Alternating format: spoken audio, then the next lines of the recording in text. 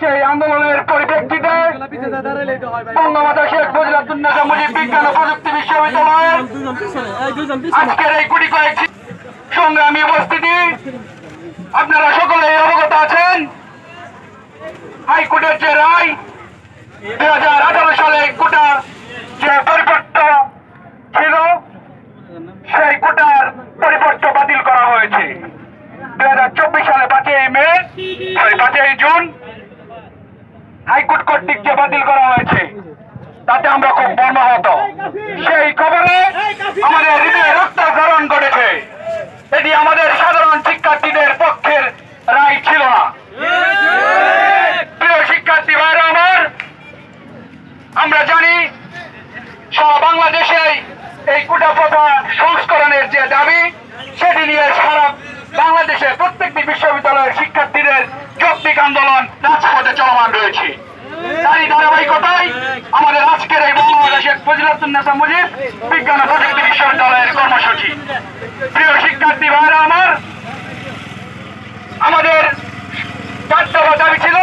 সেই দাবি থেকে ঢাকা বিশ্ববিদ্যালয় সহ রাজশাহী বিশ্ববিদ্যালয়, চট্টগ্রাম বিশ্ববিদ্যালয় সময়ে এখন আমাদের দাবি একটিতে আনত হয়েছে।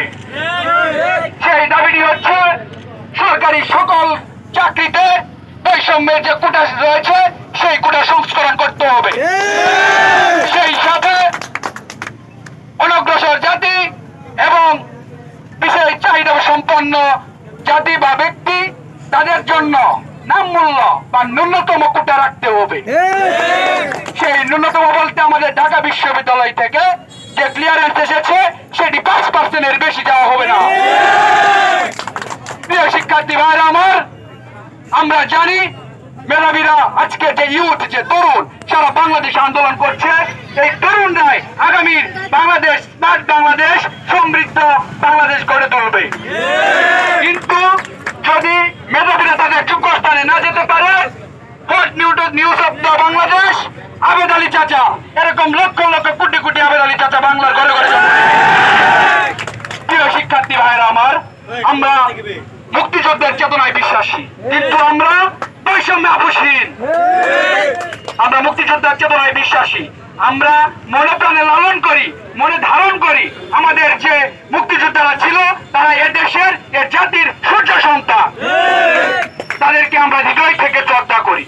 আমি আমাদের বঙ্গবন্ধু তনয়া দেশরত্ন জননেত্রী শেখ হাসিনার দৃষ্টি আকর্ষণ করছি, আপনি আমাদের এই মুক্তিযোদ্ধাদের, আমাদের কোটা সংস্করণ যে আন্দোলন সেটি মুক্তিযোদ্ধাদের বিপক্ষে নয়, মুক্তিযুদ্ধের বিপক্ষে নয়। আমরা আমাদের মুক্তিযোদ্ধাদের সম্মান করি, শ্রদ্ধা করি। আপনি তাদেরকে রিনিউয়াল করতে পারেন, সেটির জন্য আপনি মুক্তিযোদ্ধাদের সন্তানরা সুবিধা ভোগ করতে পারে, কিন্তু তাদের নাতি নাতনি নয়। প্রিয় শিক্ষার্থী ভাইরা আমার, বক্তব্য দীর্ঘায়িত করার প্রয়াস নেই। এখানে আমরা সকলেই অবগত রয়েছি। কোটা সংস্করণের দাবি শুধু আমার একার ন্যায্য অধিকার নয়, সারা বাংলাদেশের প্রত্যেকটি শিক্ষার্থীর ন্যায্য অধিকার।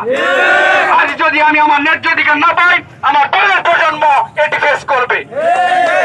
প্রিয় শিক্ষার্থী ভাইরা আমার, আমি অনুরোধ করছি, এই কোটা সংস্করণ 2018 সালে যে আন্দোলন হয়েছিল, সেই আন্দোলনের পরিপ্রেক্ষিতে যে রায়টি হয়েছিল, সেই রায়টি আবার কি করা হয়েছে, বাতিল করা হয়েছে। কিন্তু আমি বিনীতভাবে অনুরোধ করছি, সেরকম রায় আর যাতে কোটা সংস্করণ নিয়ে আমাদের আন্দোলন করতে না হয়, সেজন্য পার্লামেন্টের কি করতে হবে, আমাদের এই পার্লামেন্টে আইন করে এই কোটা সংস্করণের একদম সঠিক সিদ্ধান্ত গ্রহণ করতে হবে।